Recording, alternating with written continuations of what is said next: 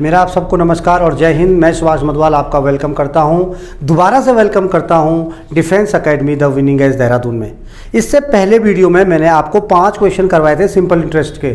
5 question बोल के ऐसा लगता है कि बहुत कम थे, लेकिन पूरे 30 मिनट लगे थे, क्योंकि मैंने उसको कॉन्सेप्ट वाइज भी बताया था, ट्रिक वाइज भी बताया था। मैंने बोला था कि अगर आप RIMC के एग्ज़ाम देने जा रहे हैं या आप अकेडमिक के एग्ज़ाम देने जा रहे हैं तो आपको कॉन्सेप्ट को समझना है, वैसे ही सॉल्व करना है।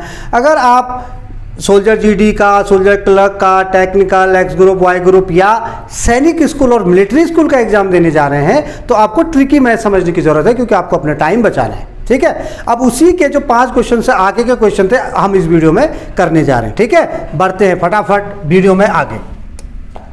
देखो क्वेश्चन नंबर 6 बिल्कुल सही, यहीं पर कल गाड़ी खत्म हुई थी, यही जो गाड़ी शुरू हो रही है। यहां पर उसने बोला है कि भाई कोई धन था, वो अपना ट्रिपल हो गया। भाई माना वो 100 रुपीज़ थे और वो कितने बन गए, 300 बन गए। किस रेट से बने, 10% रेट से बने। यही बोल रहा है ना, बिल्कुल सही। अब वो बोल रहा है कि कितने साल लगेंगे इसको 300 रुपये बनने में। इससे पहला क्वेश्चन अगर आपको याद होगा कल वाले वीडियो में, तो उसमें ठीक उल्टा था। उसमें रेट नहीं दिया हुआ था, हमको नहीं पता उसमें रेट क्या है, रेट नहीं था उसमें, दिया हुआ था टाइम 20 साल और क्वेश्चन बिल्कुल सेम था, बिल्कुल डिट्टो। अगर आपने वो वीडियो नहीं देखा है तो आप पहले उस वीडियो को देखिए, क्योंकि उस वीडियो को अगर आपने मिस कर दिया और सीधे इस वीडियो को देख रहे हैं तो इस वीडियो में आपको कठिनाई आने वाली समझने में, क्योंकि वो वीडियो इस पे बेस है, उसमें मैंने बेसिक चीज़ें पहले क्लियर करी हुई हैं। तो प्लीज़ पहले आप उस वीडियो में जाइए, फिर इस वीडियो को देखिए। ये देखिए बिल्कुल सेम क्वेश्चन है, तो उसमें कितने साल थे, उसका आंसर 10% आ रहा था और 20 ईयर्स थे, तो इसका आंसर 20 ईयर्स होगा। ये बात क्लियर है। अब आप बोलोगे सर समझाया है नहीं, आंसर पहले बता दिया। अरे समझा दिया था मैंने, 5th नंबर क्वेश्चन को ढंग से समझाया है। इससे पहले वाले वीडियो को अगर आप देखोगे तो आपको पता चल जाएगा मैंने समझाया। लेकिन अगर नहीं समझ में आया तो मैं समझा देता हूँ। भाई 100 रुपये थे, 100 रुपये के हो गए भाई कितने, 300 रुपीज़। कितने दिन में और किस परसेंट से, 10% से। यानी कितना ब्याज लग गया, यानी 200 रुपये ब्याज लग गया। 100 रुपये तो वही थे, 200 रुपये उस पर सिंपल इंटरेस्ट लगा, 200 प्लस 100 300 रुपीज़ हो गए। यानी पैसा अपना 3 गुना तो हुआ, लेकिन जो सिंपल इंटरेस्ट लगा ना वो डबल लगा। यानी 1 साल में 100 रुपये लगा, 1 साल में 100 रुपये लगा।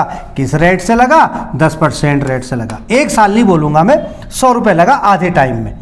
यानी दो बार लगा है ना, 100 रुपये एक आधे टाइम में, 100 रुपये आधे टाइम में, तो 10% और 10% दोनों बार लगा होगा। अब ये 100 रुपये 10%, लेकिन यहाँ पर तो 100 ही बढ़ रहे हैं। इसका मतलब क्या हुआ होगा, अगर 100 का मैं 10% निकालूँ तो 1 साल में 10 रुपये लगा होगा, मात्र 1 साल में 10 रुपये लगा होगा।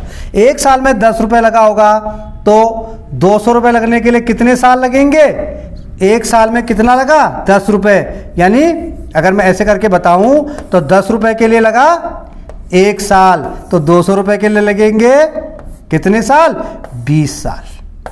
नहीं लगेंगे क्या, लगेंगे कि नहीं लगेंगे, बिल्कुल लगेंगे। 10 रुपये अगर 1 साल में लग रहा है तो 10 साल में 100 रुपये हो जाएंगे और नेक्स्ट ईयर में 100 रुपये हो जाएंगे, तो 20 साल इसका आंसर आ जाएगा। ऐसे तरीके से कर सकते हैं। अगर ऐसे नहीं करना है तो भाई इसको आप 2p कर लो, क्योंकि सिंपल इंटरेस्ट 2p दुगना हो जा रहा है। यहाँ पर p ही रहेगा, यहाँ पर r रहेगा और यहाँ पर t रहेगा। r मुझे दे रखा उसने कितना, 10, t मुझे दे रखा है कितना, फाइंड आउट करना है, बटे 100। अब ये मैंने 2p क्यों किया, क्योंकि डबल हो गया था सिंपल इंटरेस्ट। सिंपल इंटरेस्ट को मैं 2p भी लिख सकता हूँ। p से p कैंसिल हो गया, p से p कैंसिल हो गया, 10 10 हो गया, यहाँ पर ये कैंसिल हो गया। अब देखो t 10 दूना 20, यानी t इक्वल टू 20 ईयर। अगर मैं कॉन्सेप्ट वाइज सॉल्व करता हूँ तब भी मेरे पास ये आता है। आया समझ में। क्वेश्चन नंबर 6 हो गया सॉल्व। अब चलते हैं क्वेश्चन नंबर 7 की तरफ। Question number 7, ₹1700 interest in 3 years is more than ₹30 interest of ₹500, 1500 in 3 years. Find the rate of interest. 3 वर्ष में 1700 का ब्याज, 3 वर्ष में 1500 के ब्याज से 30,000। अब भाई 3 वर्ष में 1700 पे कितना ब्याज लगा होगा। ठीक है, हमको क्या निकालना है, हमको रेट निकालना है। कैसे, ये देखो 3 सिंपल इंटरेस्ट, p कॉन्सेप्ट से बता देता हूं। p कितना है, 1700, टी कितना है 3, आर कितना है फाइंड आउट करना है बटे 100। एक बात तो ये है। दूसरी बात क्या है, दूसरी बात क्या है 1500 मल्टीप्लाई बाय कितना है 3 है। आर रेट दोनों में वो बोल रहा है सेम है, तो आर की जगह R1 R2 लिखने की जरूरत नहीं है, एक जैसा ही रखूंगा अपॉन 100 है। पर एक बात और बोल रहा है वो 30 रुपये ज़्यादा है, ये 3 वर्ष में का ब्याज से 30 रुपये ज़्यादा है। यानी अगर मैं इसमें 30 रुपये ऐड करूंगा ना तब ये दोनों आपस में बराबर होंगे। ये बात समझ में आई? मैंने इसमें 30 रुपये ऐड करूंगा तब ये बराबर होंगे। ठीक है भाई, लो 0 से 0 कट गया, 0 से 0 कट गया। ठीक है, 17×51 R, इस तरफ तो ये बात आ गई 51 R। अब उधर चलते हैं, इधर क्या हुआ,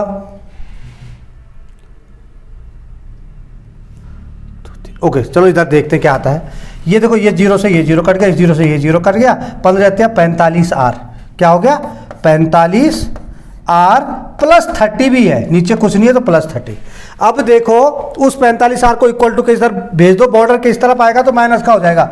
51 R minus 45 R is equal to वहाँ 30 का 30 ही रहेगा। इसमें से ये घटा तो कितना आया 6 आ रहा है, 6 R इज इक्वल टू 30, तो R इज इक्वल टू 30/6 यानी 5 है क्या है जी, हाँ है जी बिल्कुल है 5%, यही इसका आंसर आया।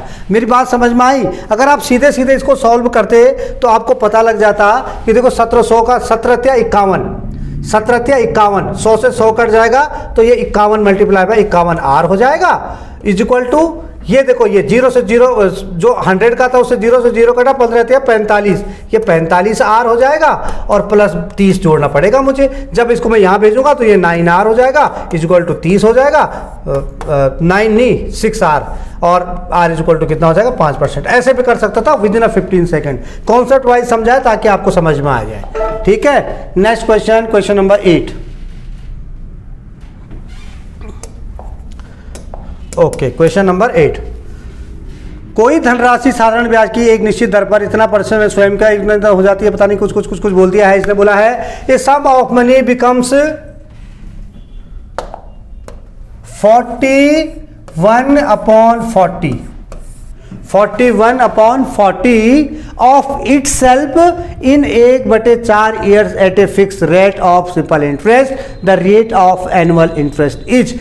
भाई ये जो हो रहा है वो 1/4 साल में हो रहा है, 1/4 साल में, ध्यान देने वाली बात। लेकिन रेट ऑफ इंटरेस्ट मुझे कैसा पूछ रहा है, एनुअली पूछ रहा है। 1/4 साल में 1/4 यानी 25 में इतना हो रहा है, 25 मतलब 1/4 में ये हो रहा है, तो इसको मैं अगर 4 से मल्टीप्लाई कर दूं तो पूरे साल में वो होगा, पूरे साल में वो होगा। भाई 1/4 साल में इतना गुना हो रहा है, इतना गुना हो रहा है ना, है ना। अगर मैं इसको 1/4 इसको 4 से मल्टीप्लाई कर दूं तो ये क्या हो जाएगा 4 1 जा 4, 460/40, इतना गुना हो जाएगा ये। लेकिन मैं ऐसा नहीं करता हूं कि मुझे इसको लंबा करना पड़े, मैं छोटी सी तरीका से बताता हूं। 41/40 है, 41/40 है, इसका मतलब 1/40 रहा होगा, है ना। पहले 1/40 रहा होगा, एक बड़ा है, कितना बड़ा है, एक बड़ा है। यही तो मैंने परसेंटेज में बताया था आपको कि अगर 1/10 है और ये 1 रुपये बढ़ता है तो ये 11/10 हो जाता है। मतलब इसका मतलब क्या है कि 1/10 यानी पहले 10 था, एक बढ़ा तो अब 11 हो गया। तो यहाँ पर वही चीज़ थोड़ा सा लॉजिकली सोचेंगे कि ये 40 था और ये 41 हो गया। इनिशियली कितना था 40 था, इनिशियली 40 था और क्या हो गया 41 हो गया। अब जब ये इनिशियली 40 था लेकिन वो तो मुझे 1/4 का बोल रहा है, 1/4 ईयर का बोल रहा है ना। यानी जब 40 था तो इसका मतलब क्या हुआ, पूरे साल में वो 40% बढ़ा। ये बात समझ लो, 1/40 मतलब एक बढ़ा तो पूरे साल में 40% बढ़ा है। लेकिन बात हो रही है कितने की, बात हो रही है कितने की, 1/4। चलो इसको मैं थोड़ा सा और आसान करता हूँ आपके लिए। इसमें मुझे लग रहा है कि बच्चे कंफ्यूज हो जाते हैं। जैसे मैं कंपाउंड इंटरेस्ट अभी पढ़ाऊंगा ना, उसमें मैं यही चीज़ें बताऊंगा कि जैसे मैंने आपको जब इससे पहले सिंपल इंटरेस्ट पढ़ाया था, या जैसे मैंने आपको परसेंटेज पढ़ाई थी, तो मैंने बोला था जो 25% है ना, वो 25% 1/4 होता है। 20% मैंने बोला था क्या होता है 1/5 होता है। अगर वो बोलता है कि भैया 20% बढ़ जाता है, किसी की तनख्वाह 20% बढ़ गई, तो 20% बढ़ने का मतलब क्या है, 1/5 थी तो 5 और 1 6/5 हो गई। अभी बात समझ में आई। ये तरीका मतलब एक यहाँ पर ऐड हो जाता। अगर वो घटने की बात करता तो मैं इसको 1 को माइनस कर देता और इसको 4/5 कर देता, वो बोलता था इतनी तनख्वाह उसकी कम हो गई है।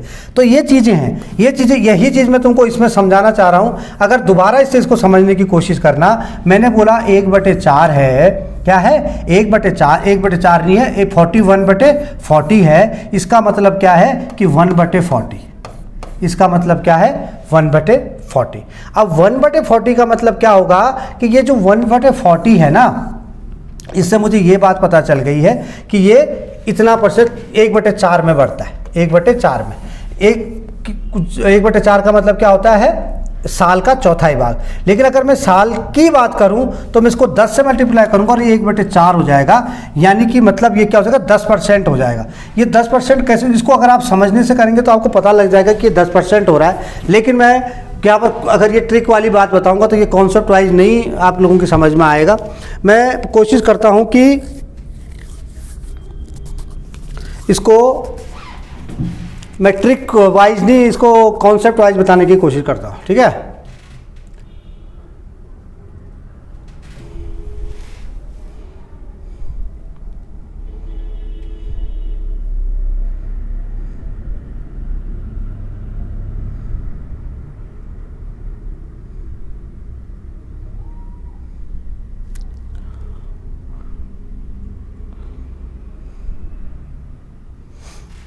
Okay, 8th question. कोई धनराशि साधारण ब्याज की एक निश्चित दर पर 1/4 वर्ष में स्वयं की इतना हो जाती है। मतलब कोई भी जो अमाउंट है ना वो क्या हो जाता है कि 1/4 ईयर में, 1/4 ईयर में कितना 41/40 गुना हो जाती है। जब मैंने आपको परसेंटेज पढ़ाई थी तो मैंने आपको बताया था कि अगर 1/10 किसी चीज़ की मैं बोलूँ सैलरी हूँ और वो मैं बोलूँगा कि वो बढ़ गई है 1 गुना, तो मैं ये कैसे मुझे पता लगे कितना बढ़ गई है। अगर मैं बात करूँगा तो देखो 1 है ना ऊपर, तो ये 11/10 हो जाएगा। और अगर घट गई है तो 10 में से 1 घटाऊंगा, ये 9/10 हो जाएगा। ऐसा मैंने आपको बताया था, अगर आपको याद होगा तो। अगर वीडियो नहीं देखा तो आपको लिंक मिल जाएंगे, आप वहाँ पे देख सकते हैं। ऐसे मुझे यहाँ पे पता लग जाएगा कि ये 40/41 था, नहीं 1 बढ़ा, यानी ये इनिशियली 1/40 रहा होगा। 1/40 रहा होगा तो 1/40 किसका, मैंने बोला था जब 25% है तो 1/4 है। क्यों है भाई, क्योंकि मैंने बोला 25/100 होता है, 25/100 होता है, हम 25 से डिवाइड करते हैं। लेकिन यहाँ पर मुझे क्या करना है, यहाँ पर तो ये ऑलरेडी फ्रैक्शन है तो मुझे उसको डिवाइड ना करके गुणा कर देना है। तो मैं 100 से जब इसको मल्टीप्लाई करूंगा तो 0 से 0 कट जाएगा, ये 2.5 आ जाएगा। ये 2.5 आ गया 1/4, यानी 3 महीने में, क्वार्टरली हो रहा है ना वो 1/4 में, 3 महीने में वो 2.5% बढ़ा। 3 महीने में वो कितना परसेंट बढ़ा, 2.5%। कहाँ से पता लगे, 100 से माइनस मल्टीप्लाई किया। जब वो 3 महीने में 2.5% बढ़ा तो 1 साल में कितना बढ़ेगा, 4 से कर देंगे तो 4 को मल्टीप्लाई करूंगा तो कितना आ जाएगा, 10 ईयर आ जाएगा। बात समझ में आई कि नहीं आई, बात समझ में आई। बहुत सिंपल क्वेश्चन है, मैं दोबारा एक बार फिर आपको समझाता हूँ। जो कॉन्सेप्ट से क्या, आप कॉन्सेप्ट वाले भी बच्चे ऐसे कर सकते हैं कि भाई वो 1/4 बढ़ता है।